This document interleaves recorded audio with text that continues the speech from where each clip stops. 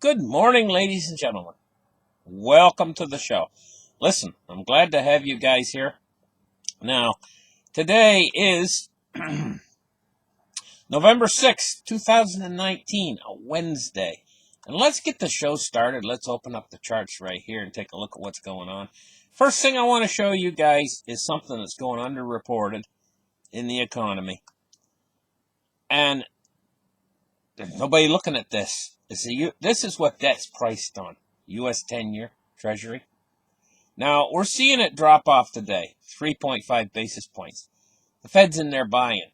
The Fed's balance sheet's going up from all this buying. They're being pulled in two different directions with their buying. They're having to buy in the repo market, and they're having to buy in the Treasuries. And the long end of the yield curve is very hard for them to control. Now, what we're seeing here in this chart, if we focus in on it, you'll see that we made a high not long ago of over 3%. It's like 3.22%.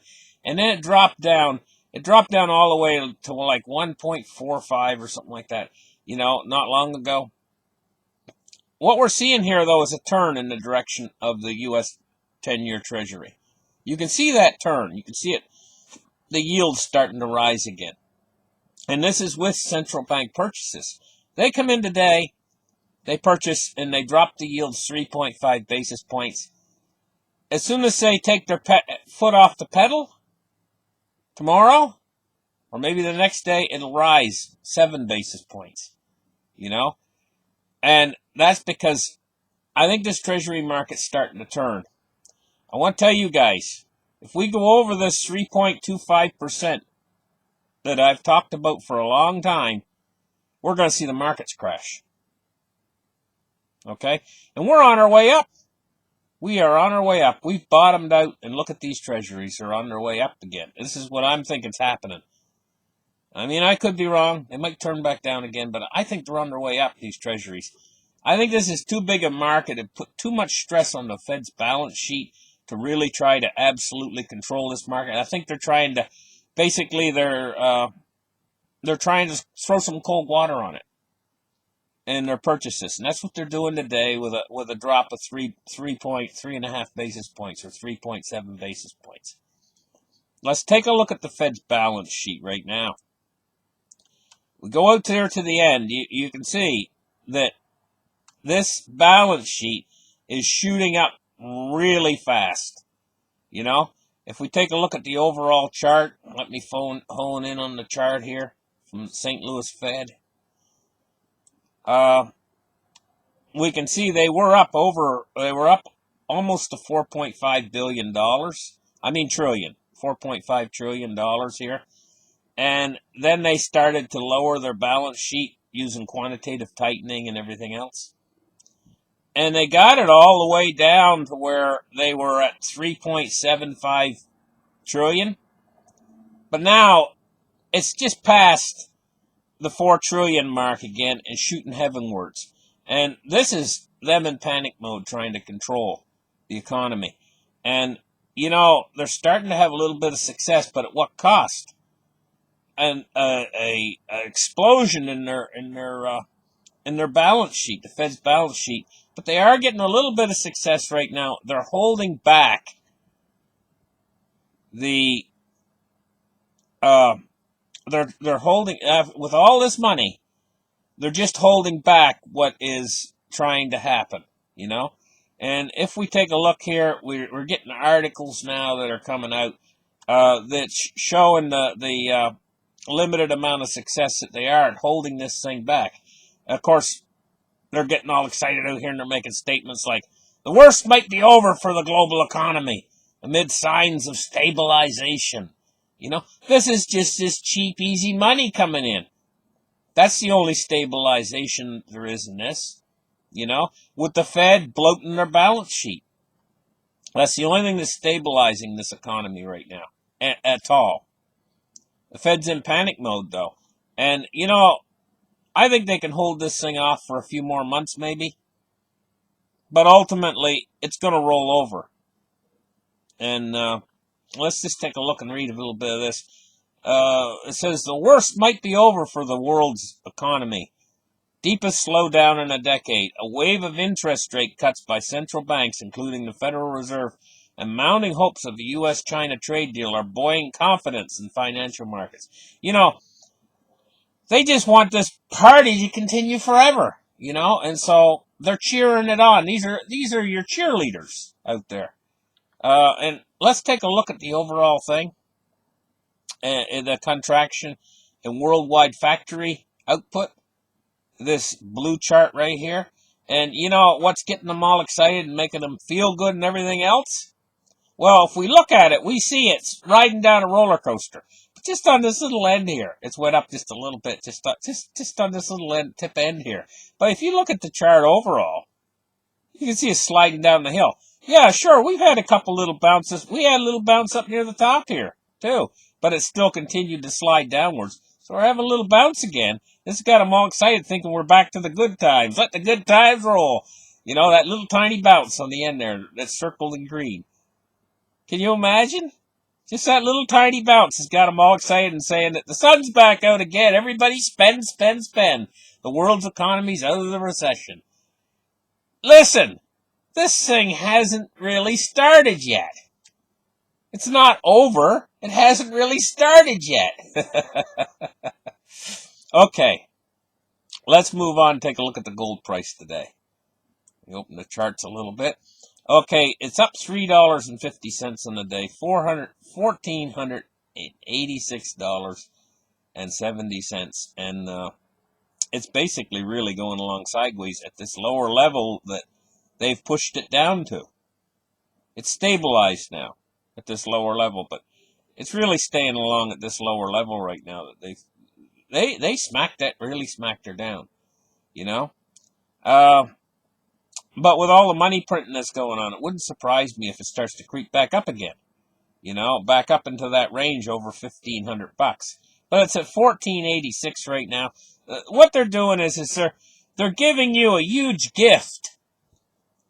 The longer they keep the price suppressed on these precious metals, they're giving you guys a gift. This is a free gift.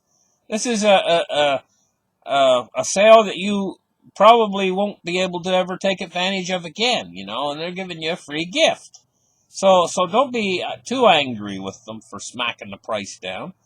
They got to keep the price down because gold and silver reflects the value of the dollar. So they got to keep smacking it down. Otherwise, the dollar's worthless. Well, just between you and me, the dollar's toast anyway. Let's take a look now at cryptocurrencies. Ultimately, the dollar's going to be toast. $252.8 billion for cryptocurrency market caps today. And a Bitcoin dominance of 66.8%. And these coins are holding solid at these prices right now. Just going back a week or two ago, it was like 220 billion. Now it's 250 billion. We can see the price is going through a very slow increase right now. And it's very stable right now, at this particular time. Let's take a look at the Dow Jones Industrial Average today. And this market is remaining somewhat bullish. If we refresh the page, we'll see what's happening. It's down 9 points on the day so far. 27,483. I wouldn't be surprised to see it bounce back into the green later today. It's only marginally in the red. It's not really going much of anywhere right now, the Dow. Let's take a look at the crude oil prices, and it's going along sideways too today. $57.18. Now, we're going to take an overall view of the Treasuries right now, and we're just going to run through the Treasury prices real quick. We see yields falling today all the way across the yield curve. And we're looking at the U.S. 30-year at 2.29, U.S. 10-year at 1.82, U.S. 7-year at 1.74, U.S. 5-year at 1.63, U.S. 3-year at 1.6. Same with the 2-year at 1.6. 1 year is 1.59, 1.57 on the 6 month, 1.55 on the 3 month, and 1.54 on the 1 month. Those are your Treasuries. And let's take a look at the dollar index. The dollar today is 97.83, and it seems to be going along kind of sideways too. So there's not a lot of movement in the markets today. Now, what I'm going to point out right here is China is having an awful trouble.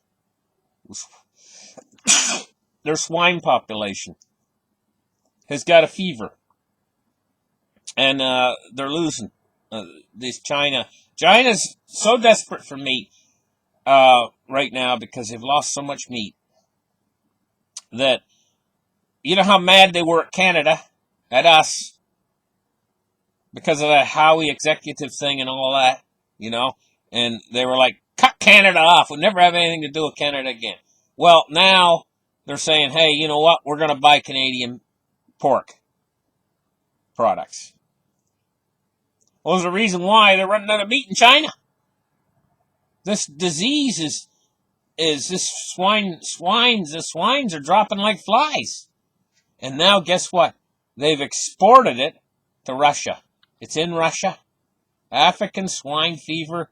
It's coming across the border, evidently, into Russia, in around the Armar Oblast and the Autonomous Oblast and the Pomorsky Kran or whatever, these names, Vladivostok or whatever, and there's having cases pop up in Russia, so it could start infecting Russian swine. They got to be very careful with this. This could spread worldwide if they're not careful.